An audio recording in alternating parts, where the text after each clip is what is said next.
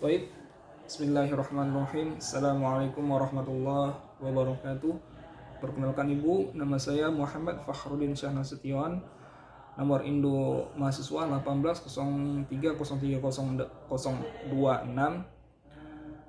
Jurusan Ilmu Al-Quran dan Tafsir. Nah, langsung saja.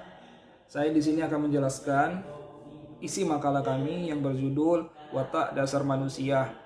Nah, sebelum masuk ke dalam intinya, saya akan menjelaskan bahwasannya watak tersebut dijelaskan dalam KBSI ataupun Kamus Besar Indonesia yang diartikan sebagai karakter, yakni karakter manusia yang lekat pada dirinya, baik itu tabiat, perilaku ataupun ciri khas manusia tersebut. Nah, dengan adanya tabiat ataupun ciri khas yang melekat pada diri manusia tersebut, kita dapat membedakan manusia tersebut berkeadaan baik ataupun berkeadaan buruk dengan kita melihat akhlak mereka, tingkah laku mereka, dan tabiat-tabiat yang dapat membedakan manusia yang lain, manusia satu dengan manusia yang lain. Nah, dalam memahami watak dasar manusia tersebut, Al-Quran banyak menjelaskan bahwasannya berbagai macam watak dasar manusia yang telah Allah firmankan dalam Al-Quran. Nah, baiklah, saya akan menjelaskan. Yang pertama ialah Allah berfirman dalam surah Al-Balad yang bunyinya laqad khalaqnal insana fi kabad, yang artinya ialah sesungguhnya kami telah menciptakan manusia tersebut dalam keadaan susah payah.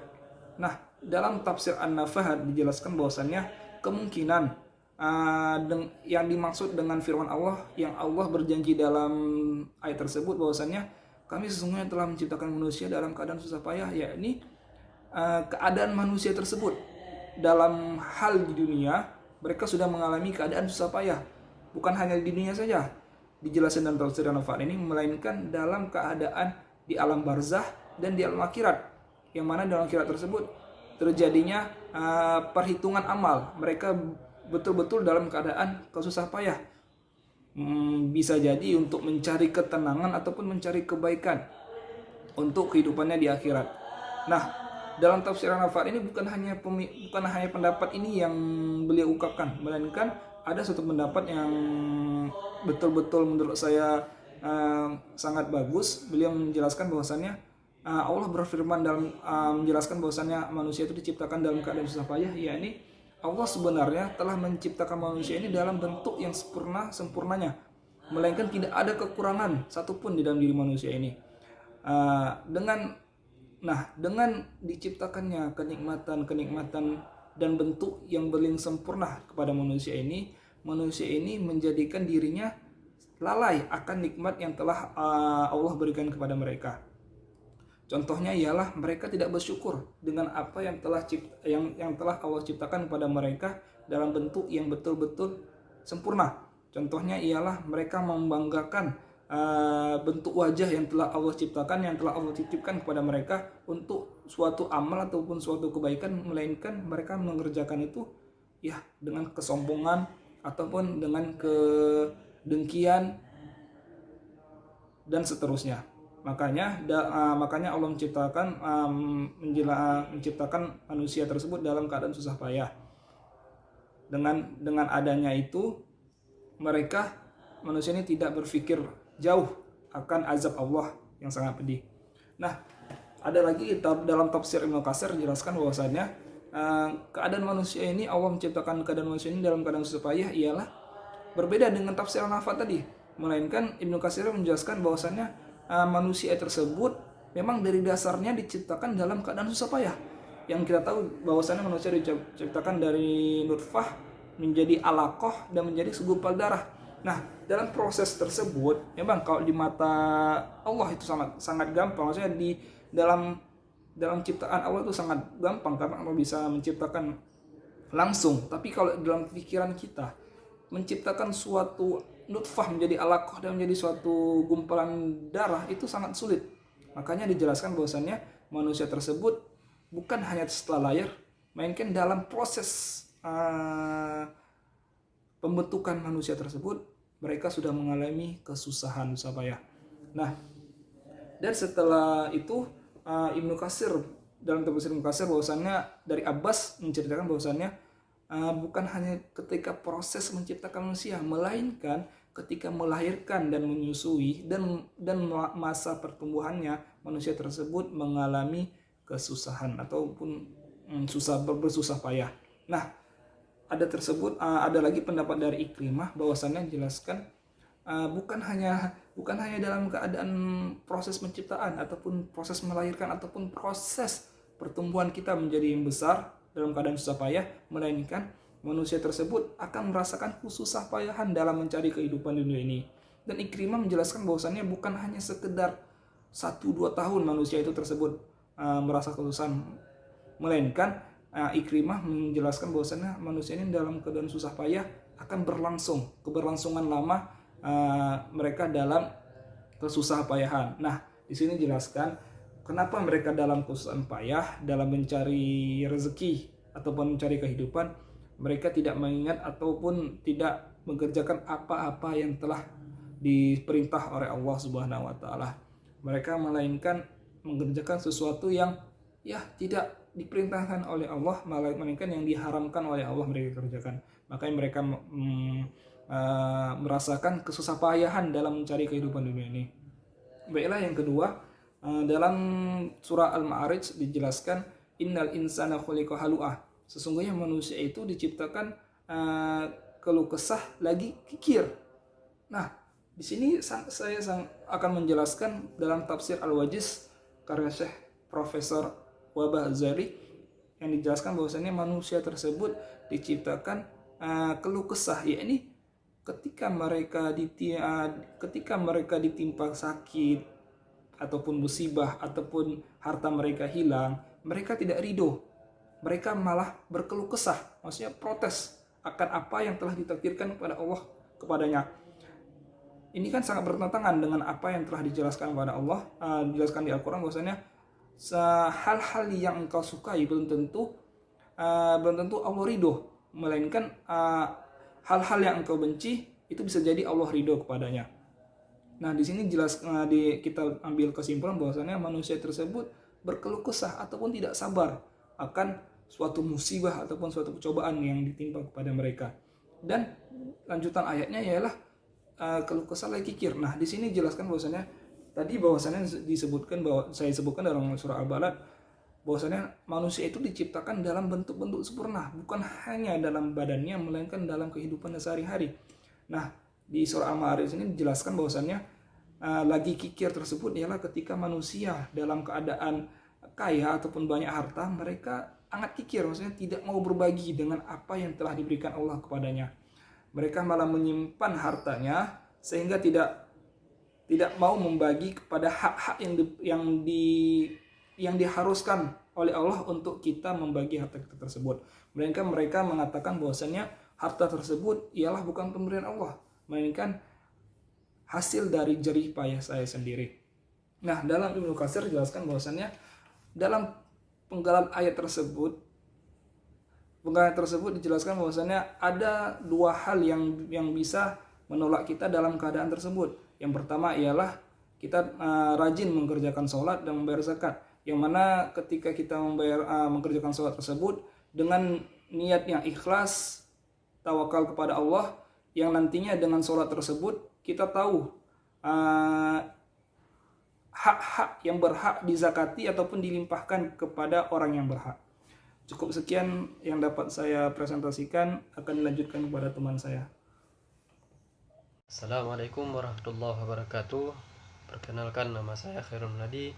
Dan selanjutnya saya akan menjelaskan penjelasan ayat-ayat Al-Quran yang menjelaskan tentang kikir dan suka membantah pada manusia. Yaitu pada Quran surah Al-Imran ayat 180 yang berbunyi, وَلَا يَحْسَبَنَّ الَّذِينَ يَبْخَلُونَ بِمَا آتَاهُمُ اللَّهُ مِنْ فَضْلِهِ هُوَ خَيْرًا لَهُمْ بَلْ هُوَ شَرٌّ لَهُمْ سَيُطَوَّقُونَ مَا بَخِلُوا بِهِ يَوْمَ الْقِيَامَةِ وَلِلَّهِ مِيرَاثُ السَّمَاوَاتِ وَالْأَرْضِ وَاللَّهُ بِمَا تَعْمَلُونَ خَبِيرٌ. Yang artinya, dan jangan sekali-kali orang yang kikir dengan karunia yang diberikan Allah Subhanahu wa taala kepada mereka yang mengira bahwa kikir itu tidak bagi mereka, padahal kikir itu buruk bagi mereka. Harta yang mereka kikirkan itu akan dikalungkan di lehernya pada hari kiamat. Milik Allah Subhanahu wa taala segala yang ada di langit dan di bumi. Allah Maha meneliti terhadap apa yang kamu kerjakan. Quran surah Al-Imran ayat 180. Jadi dalam tafsir Al-Muyassar dijelaskan bahwa dan janganlah sekali-kali orang yang kikir dengan apa yang telah Allah berikan kepada mereka sebagaimana keutamaan darinya, mengira bahwa sesungguhnya sifat kikir itu lebih baik bagi mereka. Bahkan sebaliknya, sikap itu amat buruk bagi mereka. Sebab sesungguhnya harta benda yang ada pada mereka, yang mereka kumpulkan itu akan menjadi sebuah pertanggungjawaban, menjadi beban dan pikulan yang dikalungkan kepada mereka kelak di yaumil kiamat. Dan Allah Subhanahu wa taala dialah pemilik seluruh kerajaan dan zat yang tetap kekal setelah kehancuran seluruh dunia. Nah, Dia Maha mengetahui amal perbuatan kalian semuanya yang akan membalas tiap-tiap orang sesuai dengan ukuran yang berhak dia dapatkan. Selanjutnya ayat yang menjelaskan tentang bahwa mereka itu suka membantah. Nah, dari sifat buruk yang dimiliki manusia adalah suka membantah. Nah, suka membantah di sini yaitu perbuatan yang dilarang oleh Allah Subhanahu wa taala, sebagaimana firman-Nya Allah Subhanahu wa taala dalam Al-Qur'an yang berbunyi walaqad sarrafna fi hadzal qur'ani lil insani min kulli mathal wa kana al insanu aktsara syai'in jadala. Nah, yang artinya dan sesungguhnya kami telah mengulang-ulangi bagi manusia dalam Al-Quran bermacam-macam perumpamaan, dan manusia adalah makhluk yang paling banyak membantah. Nah, dalam tafsir Al-Muyassar juga dijelaskan pada ayat tersebut, yaitu dan sesungguhnya kami telah menerangkan dan memvariasikan dalam Al-Quran ini bahwa banyak macam-macam perumpamaan bagi manusia agar mereka dapat mengambil pelajaran dengan apa yang mereka lihat di dalam Al-Quran. Dan manusia adalah makhluk yang paling banyak mendapat dan mendebat dan membantah. Baik, Assalamualaikum warahmatullahi wabarakatuh. Saya Muhammad Faiz Binu akan menyambung presentasi kelompok makalah saya. Saya akan bersaja tentang 2 poin, iaitu poin tentang manusia disebutkan dasar cipta manusia yang bersifat lemah, dan manusia itu mempunyai sifat berkeluh kesah. Di poin yang manusia bersifat lemah dapat diambil dari ayat surah An-Nisa ayat ke-28. A'udzu billahi minasyaitonir rajim. Yuridullahu an yukhaffifa ankum wa khuliqal insanu dha'ifa, yang berarti Allah hendak memberikan keringanan kepadamu dan manusia dijadikan bersifat lemah. Daripada ayat ini difokuskan pada menafsirkan pada ayat wa khuliqal insanu dha'ifa. Itu ditafsirkan dengan tidak sabar terhadap ujian dengan adanya kaum wanita, maka diberikan keringanan kepada mereka dengan menikahi para budak. Pada ayat tersebut, petunjuk pada ayat tersebut adalah telah dikabarkan oleh Allah dibolehkannya untuk kaum mukminin yang tidak sanggup untuk menikahi orang merdeka untuk menikahi budak yang mukminah. Allah mengkehendaki yang demikian sebagai bentuk keringanan bagi mereka dan kemudahan kepada kaum muslimin, serta ungkapan rasa kasihan dari Allah Ta'ala tatkala Allah mengetahui lemahnya manusia. Tidak ada kesanggupan untuk menahan diri dari kebutuhannya akan wanita, yang mana itu adalah tabiat dasar manusia. Tabiat dasar manusia adalah kecenderungan laki-laki kepada kaum wanita untuk menjaga keberlangsungan manusia dan hikmah yang agung. Allah berfirman, yuridullahu an yukhaffifa ankum wa khuliqal insanu dha'ifa. Allah berkehendak untuk meringankan kalian, dan manusia adalah makhluk yang tercipta dalam keadaan lemah. Dari ayat tersebut, pelajaran dari ayat tersebut itu adalah sisi lemah manusia terhadap tabiat dasarnya, terutama adalah kebutuhan untuk berhubungan badan. Assalamualaikum warahmatullahi wabarakatuh. Saya Ahmad Maliki bin Hanafi daripada kelompok 3 ingin menyambung presentasi makalah yang berjudul Watak Dasar Manusia. Firman Allah Subhanahu wa taala dalam surah Yasin ayat 77, A'udzu billahi minasyaitonir rajim. أولم ير الإنسان أنا خلقناه من نطفة فإذا هو خصيم مبين صدق الله العظيم. Yang bermaksud, dan tidakkah manusia memperlihatkan bahawa kami telah menciptakannya dari setitis air mani, ternyata mereka menjadi musuh yang nyata. Sadaqallahul azim. Seperti yang kita ketahui bahawa Allah Subhanahu wa taala menyebutkan dalam Al-Quranul Karim pelbagai jenis keragaman manusia yang telah Allah sebut secara spesifiknya, seperti kikir, keluh kesah, terburu-buru dan suka berbantah-bantah. Dalam tafsir Ibn Katsir menyebutkan bahawa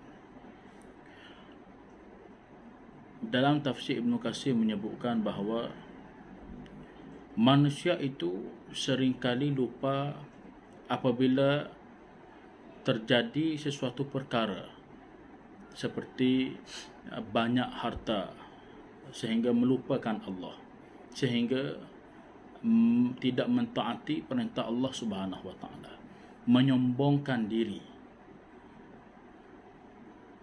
Itulah antara sifat yang berada pada manusia sehingga kan manusia melupai asal usulnya.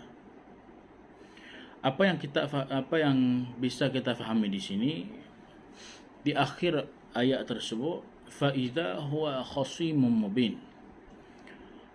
Bahkan lebih teruk lagi manusia menjadi musuh yang nyata. Yang dimaknai musuh yang nyata di sini disebut oleh Imam Ibn Katsir ialah manusia menentang Allah Subhanahu wa taala. Manusia lupa akan kejadiannya daripada setitis air mani, dan di akhir kejadiannya manusia itu menjadi tanah. Jikalau satu kuburan yang digali, kita akan mendapati tulang belulang yang berserakan dan tubuh yang dulu tiada lagi kerana telah hancur dimakan ulat. Kalaulah manusia mengingati asal usul kejadiannya, maka manusia tersebut tidak mudah menyombongkan diri, tidak mudah untuk melakukan perkara-perkara yang ditegah oleh Allah Subhanahu wa taala. Apa yang kita dapat fahami di sini adalah bahawa manusia apabila ditimpa kesusahan, dibalai dengan sesuatu, maka manusia akan kembali kepada Allah Subhanahu wa taala. Fa idza huwa khasimun mubin. Yang lebih teruk, manusia akan menentang Allah Subhanahu wa taala, yang diartikan sebagai musuh yang nyata. Manusia lupa apakah nilai besar setitis air mani. Seperti yang kita ketahui, air mani suatu yang jijik, suatu yang kotor.